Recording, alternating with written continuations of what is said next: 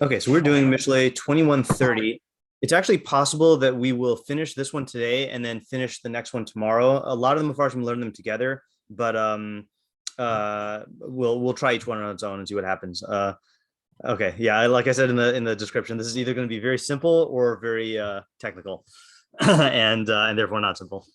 Okay, so we have ein chachma ve'ein tvuna ve'ein etza leneged Hashem. All right, how would you translate that? There is not wisdom, there is not understanding, there is not advice against Hashem. Okay, against opposite Hashem or opposite, yeah, against opposite. Okay, so those are two translations there, right? All right, that's pretty good. There's I'm gonna just say no instead of not. There is no wisdom, there's no understanding, there is no understanding against or opposite Hashem. And the Targum says basically the same thing, but he just changes one word. Yeah, Isaac? Isn't Eitzah not? I mean, sorry. Advice, yeah. Yeah. Okay. Leis chachmasa v'leis biuna v'leis eitzasa heich de'laka. Okay, so he translates the last. So there's no wisdom, there's no understanding, there's no counsel, like that of Hashem. Okay, like that of Hashem. The heich de'laka means like kishel Hashem, I guess, right? Like that of Hashem. All right. So that's what he says, and then there you go. And there's no side to go, and there's no Matsustian. Oh. Yeah. Let's see. Art scroll. There is neither wisdom nor understanding nor counsel against Hashem. Okay, so they go with the neged the normal way. Living Knox says there's no wisdom, no discernment, and no counsel against God.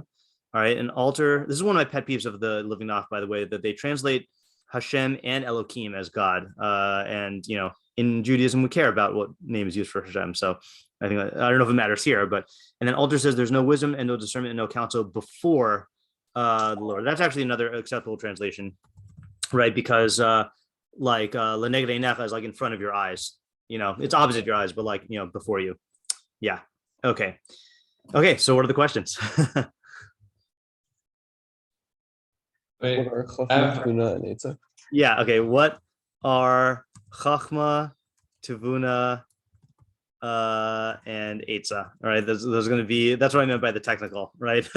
These are, you kind of can't move in this pasuk so much without understanding those terms.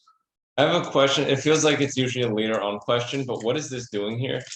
Okay. Particularly to this context of where we are in Tefilah Lamed right now. Okay. Oh, so when you say particularly, what was the first meaning that you had in the question before you? Okay, first one, what is this doing in Mishlei? Which I feel like that's like a different type of general question. Yeah.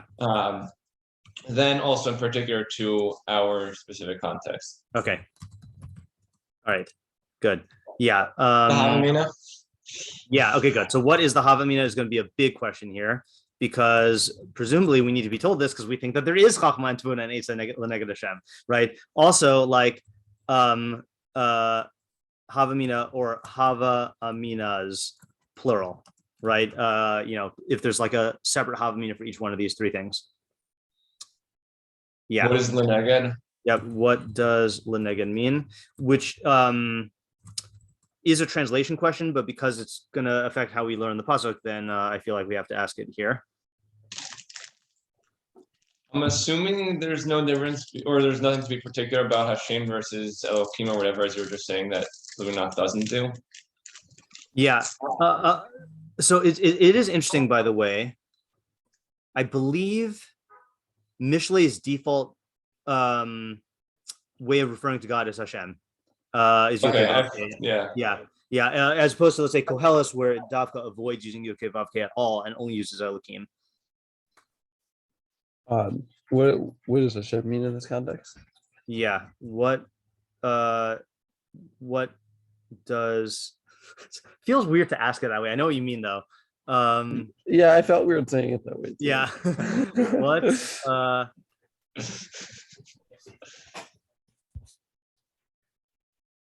All right, we'll say it like that. What does Hashem? Maybe what does the pasuk mean when it says Hashem or something? What does the pasuk mean when it invokes Hashem's name. Let's just put it that way. Yeah, I think that's better. Yeah. Yeah. Who's the audience? Yeah, that's the other big question, I think. Who is the audience? And I then have what a is, different question. And I yeah. was holding my hand. Yeah. So when we're talking about all these things, neged Hashem, is it again? Okay, when we say neged Hashem, is that against Hashem? Maybe this goes to Isaac's question. Against just like the corpus of Hashem and like his thoughts, ideas, like those types of thinking, or against the Chachma Tevuna and Eitzah of Hashem? Okay. Yeah. So I'm going to add that here. So is this talking about it makes me feel extremely comfortable with the word corpus, because corpus means body. So he said the corpus of Hashem. Then I didn't like that. So I'm just going to say about Hashem himself. Okay. Okay. I don't know what to use here, but Is it I feel like talking- the way that this whole question is being discussed is very like iffy. yeah. Yeah. I mean, at a certain point, we are confined by language. Yeah. Yeah. Okay. All right. I feel like that's going to be it. I'm going to go like this also. Does it even matter what the differences are? Because you could conceive of a thing where like they're just being used as synonyms, so it might be lavdavka like these three things. Yeah. Isaac, you have a thought? Yeah. Once we're ready to move on to the Okay, I think what I want to do, just because I'm kind of not in the mood to get mired in the difficult question of Chachma versus Tevuna. You know what's weird? Have they always done this? Look at that. The kamatz is bigger here. I assume because it's supposed to be Chochma. Mm-hmm. I've never noticed that though in Al HaTorah. Has that always been, or is that a new feature? I wonder. I feel like I would have noticed it before. It's just noticeably bigger here. Okay, anyway, that's strange. So because I don't want to necessarily get mired down in the definition of Chachma versus Tevuna, let's just read the go-to Chazal definition. Yeah, David? yeah, I just have one other question also. Yeah. When we say in this, and the pasuk is using that lashon instead of like these things are not successful with neged Hashem, or they are not. Like it sounds like they just don't even exist, this language, versus that they're not going to be. Yeah. So what does ain mean in this context? That they don't exist, that they are not blank, right? Yeah. That's a good question. Okay, so let's just go to the go-to Rashi. Well, it's really Chazal. Okay, Chazal's definition of Chachma and Tevuna, which I always quote from. Just because this is the clearest one. So this is in Devarim Aleph Yud Gimel, when it's talking about the judges, and it says, Havu lachem anashim chachamim unvonim viduim l'shivtechem va'asim b'roshechem.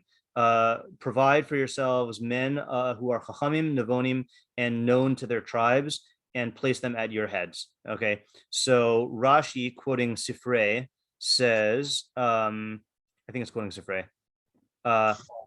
So nevonim is mevinim davar mitoch davar, those who can understand one thing from another. Okay, and then he says zohi sheshal Arios as Rabbi Yossi. This is what Arios asked Rabbi Yossi. Ma bein chachamim lo nevonim. What's the difference between chachamim and nevonim?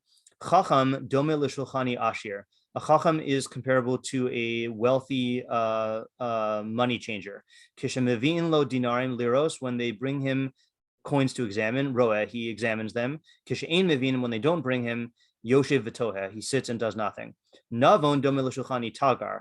A navon is comparable to a merchant money changer. Kishamevin liros, when they bring coins to him to see, roeh, he sees them, he examines them. Kishain mevin, when they don't bring him, hu machazer, maybe he goes out and seeks them and then brings them in on his own. So again, just basic understand. Oh, sorry. And then let's combine that. The reason why I'm going with Rashi is because Rashi and Mishlei, I know, surprise, I'm quoting Rashi and Mishlei. This is Rashi early in Mishlei. Wait, that's Tehillim. Rashi early in Mishlei gives similar definitions. He says, Chacham, this is in Mishlei 1:5 5. Yishma Chacham v'Yosef lekach. The Chacham will hear and will increase his lekach, his limud. The Navon tachbulus yeknen. The Navon will acquire strategies. So Rashi here says, Chacham ze bal shmua. Chacham is someone who has received knowledge, meaning he's heard it. Navon musaf al Chacham. He is increases upon the Chacham. Sheyodea lahavin davar mitok davar umosif al shmuaso. He can derive one thing from another and increase upon that which he has heard. So in plain English here, so Chacham is someone who is a dependent learner, someone who knows stuff, but stuff that he's received from a teacher or from a book, I guess.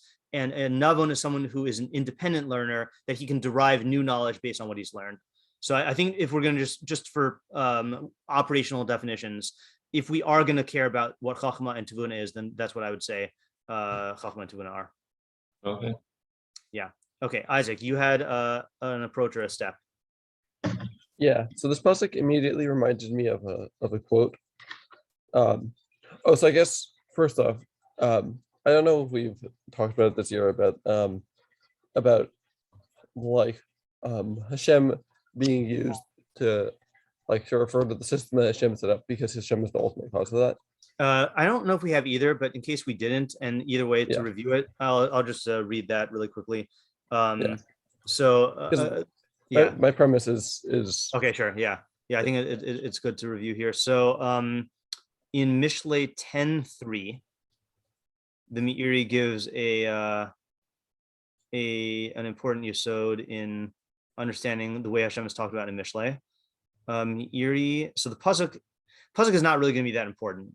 Okay, it says actually it is. Sorry, what am I saying?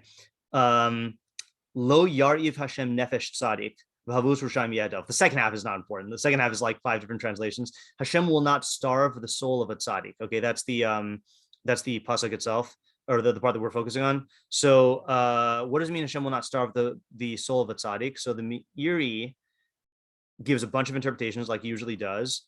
And one of them is he basically explains that and he explains this in like Galenic terms, right? Like I think Galen in terms of like understanding of human nutrition based on Galen, about like the fineness of the substance that you're eating and how amenable it is to your mind. So we don't really need to focus on that part. But what we need to focus on is this part. So it's basically saying the tzaddik will eat in a way that's conducive to his nefesh, that's conducive to like thinking. Okay, and then he says, "V'lachein." Hold on, this is annoying here. I just lost my place. Oh, here we go. V'lachein, and therefore, hatzadik af im yamali beso kesef v'zahav lo yivakesh hamosar. Even if he's really rich, he will not seek excess. He will be content in food and in other pleasures with the sustenance of his body and the preservation of that which is appropriate to him, meaning he'll content himself with his needs instead of his wants. The sam or chosav, or I always forget if it's v'sham or chosav. He will intend for this and he will evaluate his ways lafi mashatzarech lo lafi tivo. And he'll evaluate what he needs by nature. Uvezeh omed saveh la'olam, and that's why he will always be satiated. Ka'am Ramzal, as Chazal say, mar ivo saveh. When he, okay, I don't want to go into what that is. It literally means when he starves himself, then he's satiated, but it doesn't mean he starves himself. What it means when he provides himself with what his needs are instead of his wants. Okay, then here's the part. So far what he's saying is this. We have to appreciate what he's saying. He's saying, what does it mean that Hashem will not starve a tzaddik? It means that the tzaddik will eat in a healthy way based on what his body needs. And when he does that, then his body will get what it will be content. His body will have what it needs to function, and he won't be lacking for anything. But then the thing Isaac was referring to is this last part. V'yayaches ha'inyan l'Hashem, it ascribes this to Hashem, ki kol ha'dvarim habayim mitzad ha'teva miyuchasim lo yisbarach. Because all things that come through nature are ascribed to him. Blessed is he. V'hu ki'ilu amar, it's as if the pasuk is saying, shahad tzadik lo ya'amod ra'iv. It's as if it's saying the tzaddik will not starve. So the reason why this is a big deal in Mishlei is because we have several approaches among the meforshim about to what extent does Mishlei talk about hashgacha pratis and miracles, and to what extent is it just talking about decision making within the laws of nature? Okay, so there are plenty of meforshim who hold that Mishlei will talk about schar v'onesh and brachos and klalos and miracles and stuff like that, interventions in nature. But then there are other meforshim who will say that Mishlei is only talking about natural things, and those meforshim seemingly would have a problem if it talks about Hashem doing something to a tzaddik. So what the Meiri is saying is when it talks about Hashem doing something to a tzaddik or doing something for a tzaddik, it really does mean according to the natural law, but we ascribe all natural things to Hashem. And it's no different than saying, for example, that Hashem, in Tehillim, Hashem melts the snow, right? It doesn't mean that Hashem intervenes miraculously to melt the snow. It means that he causes the weather to change and sets the melting point of water. And as a result of that, the snow melts, but it's ascribing it to Hashem because all things can be ascribed to him. So the methodological principle we get out of this is when it says Hashem in Mishlei, oftentimes it's referring to the laws of nature or to things outside of man's control. And why it refers to it as Hashem, that's usually going to be because of the idea that the pasuk is trying to convey. Like, many times it doesn't refer to it by Hashem, it'll just refer to it in nature itself. So if it is emphasizing it as coming from Hashem, then that's part of the point. Okay, is that the premise you wanted, Isaac? Yes, yeah. Okay, so now your idea. Okay, so first, a quote from an article. Okay. The key to getting what you want out of life is to identify how the world works and align yourself accordingly. The problem is we often think the world should work differently than it does. The word should is important. Because we think the world should work in a way that it doesn't, our approach is suboptimal. Okay. So that's what this immediately reminded me of. Yeah. I think that what I think that the pasuk is saying is that no matter how clever you are with what schemes you come up with, you're not going to be able to do something that doesn't align with the way that the world works. Right. Yeah. If you come up with it with this if you come up with a way to try to get someone to do something that if you just understood the way that human nature is, they would never do. If I say you try to get someone to give up something that they really, really want for nothing. Okay. You might you might have this, you might putting lots of thought into how you can do it, but you won't be able to come up with something that goes against how the world works. Right. Okay, good. I think that is I think that's whatever idea we come up with, it's going to be around that idea or that idea. So that's really good. I just want to support it with a quote from Mishlei, which is in Mishlei chapter 3. It says how Hashem created the world. Hashem b'chachma yasad aretz konein shamayim bitvuna. Hashem founded the earth with wisdom and established the heavens with understanding. So there it's referring to, it's using the mashal of God's chachma and tvuna to refer to how the world is set up, right? So you're saying, you can't expect to go against the way the world, Hashem set up the world, no matter how much you want it to align with your will. Yeah, David? Yeah, just also another thought insofar as what's the havamina here? Yeah. So if I may call it a fake havamina, I think that we know that you're not going to be able to do things that aren't in line with the laws of physics and the way the world works. Yeah. But I do think that there is, when people have someone who's a very good schemer, probably the more and the better he gets at scheming, the more he does have this feeling and this thought that maybe I actually do have some cheat code that could really get anything I'm looking to be getting. Yeah. And ultimately, it's not going to work. Even as much as your chachma has been working in the realm with you and other people and the tivuna and your eitzah, that all that has been working very well. Ultimately, it's not going to work. Also, I do think that it's coming on the heels of last pasuk of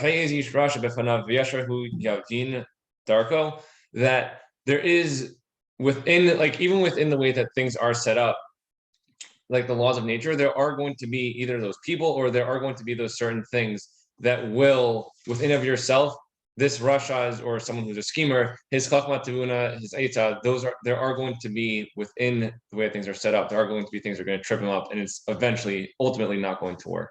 Okay. I was kind of too busy thinking about your first point. I kind of like spaced out on the second point. So let me just comment on the first point, and then I'm going to ask you to restate your second point, which is and I don't know if this is the same idea as Isaac or a different one. I was thinking more along the lines of what David was saying, which is that I think there is a feeling that, like David started off, like we know that the world works in certain ways. Okay. However, there is a certain feeling that when you have a plan, there is I don't want to call it a fake havamina. I want to call it a Mishlei havamina, because your emotions are real phenomena. Fake, yes. Okay, right. Even though they don't correspond to objective reality. That there's a Mishlei havamina that my plan is so good that the fact that I have the plan is going to make reality obey it. You know, like if I this plan is so good, it has to work. You know. That somehow the fact that you think of it is going to make reality bend to your will. And I think that that's different, because I think the quote Isaac read is really the premise that all people have, you know, that reality should conform to my desires, you know. But I think this pasuk is highlighting something, that reality should conform to my planning or to my mind, you know. That's why it's using mind terms. Yeah, it's not necessarily even that reality should conform to my plan. It's that I should be able to come up with a plan to make reality to conform to my desires. Right. Yeah. Like I have a specific goal. Yeah. And then I should be able to come up with a plan that makes it possible for me to achieve that goal. Right. Yeah. Okay, good. So can we, so that was my first response to your first part. Can you repeat the second thing you said, David? Okay, yeah. I'll just say one other thing on that, which then leads to the second thing. I was thinking more so in the way that someone will have this Mishlei Havamina is when things have been successful for him in the past. Mm-hmm. And so he's been successful with using his Chachma Tevuna and Eitzah within, say, other people. And then he has this assumption, the more that it works and the more it builds up, the more that there's this Mishlei Havamina that can even work L'neged Hashem. Right. Okay, yeah, that's definitely true. That's the pitfall of the Chacham, right? That the more you've used these things, then the more convinced you become that this will work. And again, who really fell prey to this? In this might be a different idea, but who fell prey to this? Shlomo, exactly right. Yeah. And you know, it's funny because like if you put it in Shlomo Melech's example, you know, where the pasuk says these things are also for the king, and if he does them, then his heart's going to deviate. And he says, what's the phrase? Ani arbev lo asur. I will accumulate, you know, horses or whatever, wives, whatever, and I will not deviate. That is really trying to outsmart Hashem. I mean, I think that's the way I would phrase it, is you can't outsmart Hashem. You know, Hashem knows human nature. He knows that you're going to be in position, you know, if you're in a position of power like this, then it's going to cause you to deviate. And like, you know, you can say that you're an exception, but it's not going to work.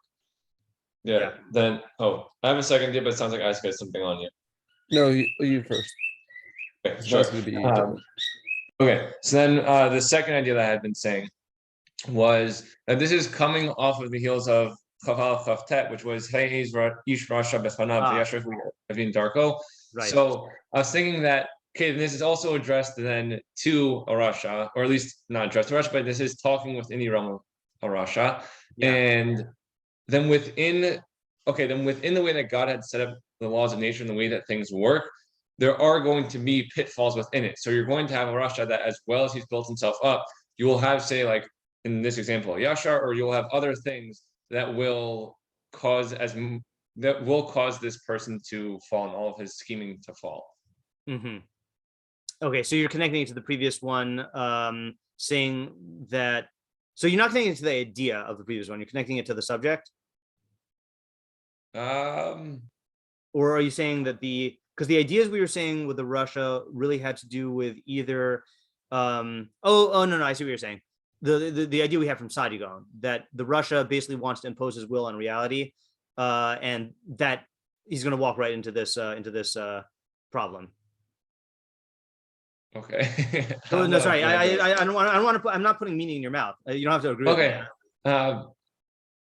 Can you explain for what you're saying? Because it didn't sound like what I thought I was saying. The idea we had 2 days ago for Hayes Ish Russia Bafana Vyashar Yavin Darko is that the Russia, by his nature, demands that reality conform to his plan, and that's exactly, he is the full form of this Havamina.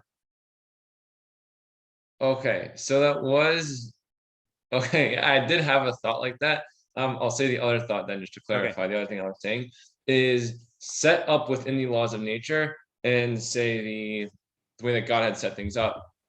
There are along the path, there are pitfalls for this Russia. So I was saying with an example of the pasuk beforehand, this would be an example of the Yashar here. Is there is kind of like shoot, I don't know what they're called, but like people are like watching for like the moment that something happens, like they're like ready on the trigger. Yeah. So like the Yashar is like here. What? Nothing. I just said Mamuchan, but yeah, never mind. That's okay. Yeah, I guess so. But so yeah, like there are set up along the path. There are things that are going to be pitfalls for the Russia. Is that okay? Why just the Russia? Aren't there pitfalls for everybody? Okay, yeah. This was not, that idea was not as specific to Russia as much. Okay. Yeah. Okay. Yeah. Isaac, what were you gonna say? Okay, so I was gonna say that I have a theory, which is that everything that we were talking about like that you can't like come up with like a scheme that goes against the way the world works. Yeah. That's ein tivuna l'neged Hashem. Okay. And I have a thought for like in chachma l'neged Hashem, which is that if you learn an idea, like the true test of it is not how good the idea sounds. Mm-hmm. It's does it actually correspond with reality? Right. And I think like a good example of this is sayings that sound good on paper, but then like contradict each other. Like actions speak louder than words, and the pen is mightier than the sword. Mm-hmm. And so you have to, and so like it has to be examined against what reality actually is, right? Not just how it seems in the realm of like ideas. Okay, so this was the next question I was going to ask, which is, I think the ideas we're saying so far are good for the pasuk in general, and then the question is, can we explain what each of the three terms is? So I think the way that we've been talking so far about like plans and schemes really fits with Eitzah the most, right? And in fact, there are other pesukim that talk about Eitzah. Rabos machshavos believe ish va'atzas Hashem hisakum, that there are many thoughts in a man's heart, but the Eitzah of Hashem will prevail, meaning the Hashem's plan, is the one that's going to actually succeed. So I think that's Eitzah. Chachma, I like your idea that Chachma is when you kind of think that the idea itself like overrides the reality or should dictate the reality. Tevuna, I think, is the harder one, because remember, Tevuna is derived knowledge. Yeah. I don't have a thought about Tefuna, but but just about the link between the two ideas, and maybe also with the third idea, is that like as much as like man can like have wisdom, it's not going to be effective against reality, and so the very important barometer is what does reality say, and then working backwards from there. Mm-hmm. Right. Can I suggest something for Tefuna? Yes, please do. So I'm thinking that the ways in which we're understanding Tefuna as like the understanding is creating like relationships between things and understanding how things are similar or how things different. Yeah. And for me, that all is coming out through an understanding of the laws, right? Laws of like logic and how things relate and don't relate to each other. So perhaps Tefuna is talking about like when you try and create like systems that don't really Chachma is like the particulars, like the individual idea. Tefuna is when you create it into like a systematic reality. And then whether or not your system corresponds to the overall system. Okay, that's good. I like that also. Yeah, I was thinking that was one possibility. I was thinking the other possibility that's similar to that is that Chachma is the facts, and then Tefuna is all of the ideas and understanding, whether it's individual or more. Like and again, it's hard because like when Rashi defined Tefuna or Chachma as a Baal Shmua, so in Torah terms, Shmua is, for all intents and purposes, like fact, So like Tefuna is going to be the whole realm of like knowledge from the facts. But then you could also say that no, Chachma itself is an idea, and then Tefuna is the interconnection between the ideas, like Sean is saying. Okay, let's do this. Let's look at some meforshim on here, and then plan to go on to the next pasuk tomorrow. And tomorrow we'll also do the meforshim who connect the two pesukim. But today we'll confine ourselves to the ones who just comment on this one. So the Metzudas David, I think it says it in the simplest terms, and this is like what we were saying. In Chachma, he says, "Lo yo'il shum Chachma ve'etza levatel gezeres hamakom." No Chachma or etza can negate God's decree. Okay, and I think everything we've been saying is encompassed there. And you see also he doesn't really care about explaining Chachma, Tefuna, and Eta. He doesn't even say Tefuna, right? He just is learning it, synonymous. Rashi says a similar thing. In Chachma, he says, so he puts a different emphasis though. He says, in kol chacham, in kol navon chashuv leneged Hashem.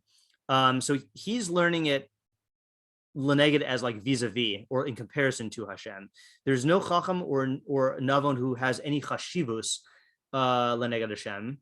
Okay, and now he connects it with Chazal's drasha, which is kol makom sheyesh chilul Hashem ein cholkin kavod l'rav. Any place where there is a desecration of the name of God, then we don't give kavod to the rav. And that's like a halachic thing. But what I'm wondering is, can we take this just in a Mishleic way, outside of the context of what Chazal talked about it? Like Chazal talking about it in the context of like kavod harav, like you don't honor your rav when there's going to be, let's say like when he's telling you to do an avera, But yeah, is there a Mishleic idea we can get out of Rashi here? It's interesting. Rashi puts it in terms of the person, not in terms of the knowledge itself. Yeah.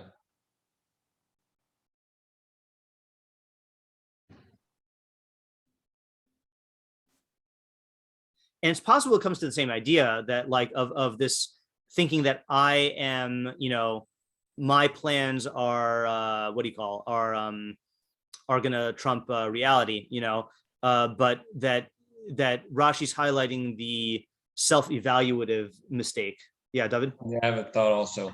I mean, this could be also like in the neged, the idea of like attaching yourself to Chachamim, that there's only so far this goes, right? There's like, yes, it's a good thing to be doing, but at a certain point, like that's what you should not be attaching to yourself. Right. Yeah, that's actually good. That fits in much better with the Chazal, right? That you so what's the Havamina there? The Havamina is that you give kavod to the Rav even b'makom chilul Hashem, and what that would reflect is an inordinate raising up of your Rav. Really your Rav is just your access to the Shechina or access to Chachmas HaTorah, or Chachma in general. But which is going to connect you to Yedias Hashem. But if he overrides that, then you've put the cart before the horse, as they say. Yeah, Isaac. Yeah, so I think along the same lines, I think if a person, I think there's this, I'd say a certain like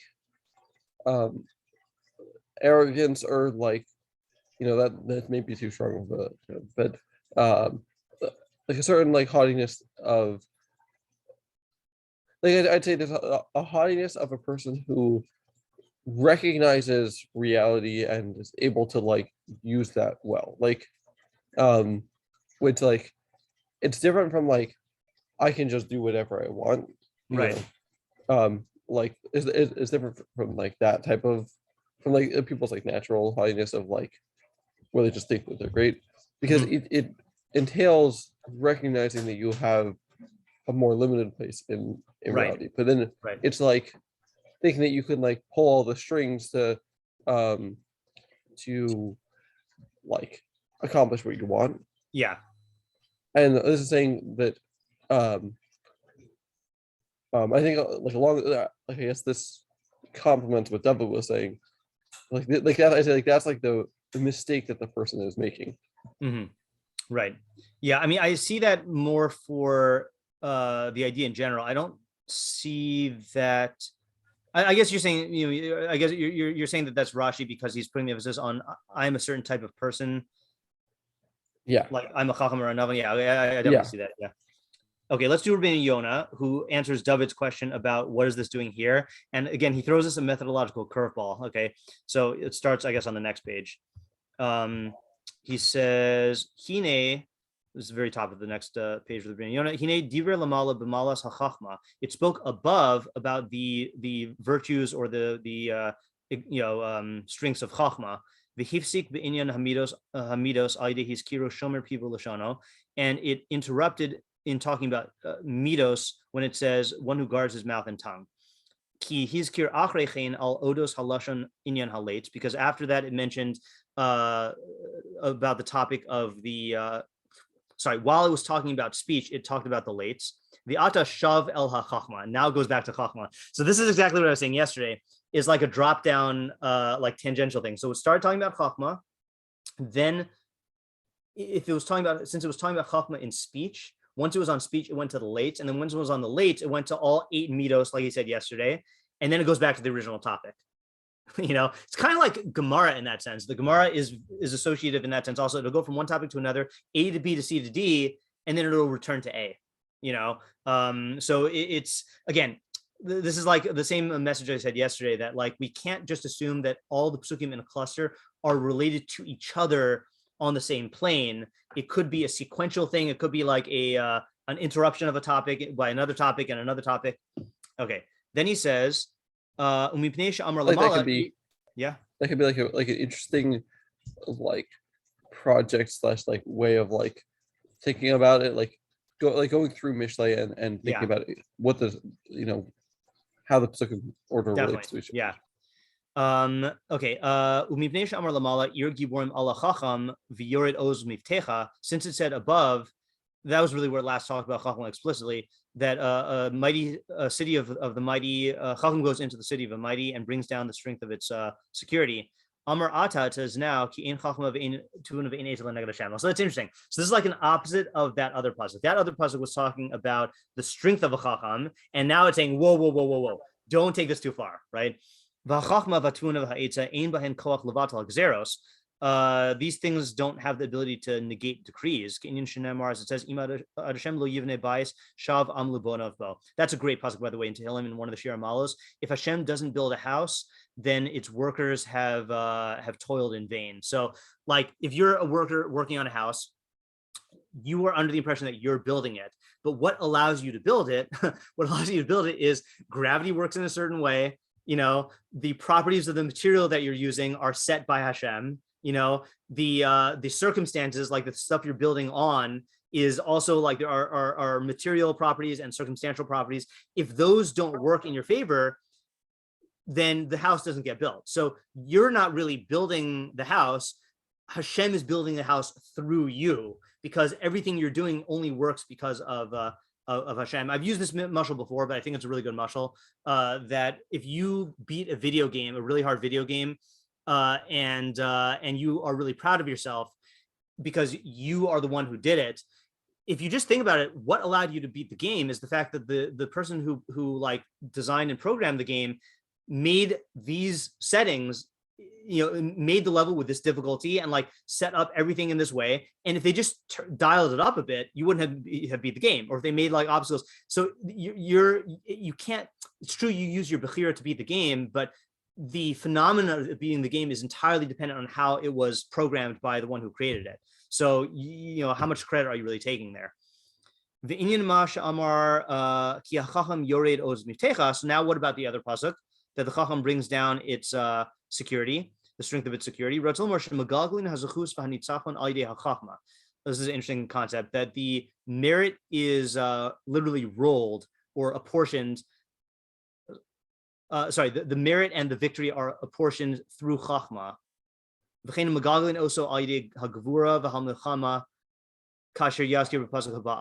Okay, and Gevura and Milchama are also rolled or apportioned, as it's going to mention in the pasuk after this. Yeah, I don't know what he means by that, but we might have to read the pasuk after this in order to get it. Let's just do the נחmiash. He takes. I didn't. I guess this is also on the same page. Yeah, sorry, same page. נחmiash takes an approach that I don't know what he's getting at, but it is intriguing. He says, did it start on the previous page? Oh yeah. Okay, the words are on the previous page. It starts with Hatam. Oh yeah, Hatam. Okay, fine. That looks like mid-sentence. Hatam she'ein adam yachol lihinata aydei chachmaso tvenaso ve'etzaso mimishpatei Hashem. Because that's what we said so far. Davar acher ein chachma ve'ein tefuna ve'ein etzel neged Hashem ki hu chachmaso tvenaso ve'etzaso echad. Because God and His wisdom, His understanding, and His etzah are one. Now that's going back to Isaac's question or David's question. Modification here. What does the pasuk mean when it invokes Hashem's name? So we've been saying it's talking about His will as manifest in the universe, but now the נחmiash says it's talking about Hashem Himself, because Hashem and His chachma are one and the same. But the נחmiash doesn't spell out what the idea is. Like that's a difficult havamina, you know. Yeah. Like, yeah, I realize my chachma and myself are not synonymous, but I don't entertain that thought. Like, I know that Hashem and His chachma are synonymous.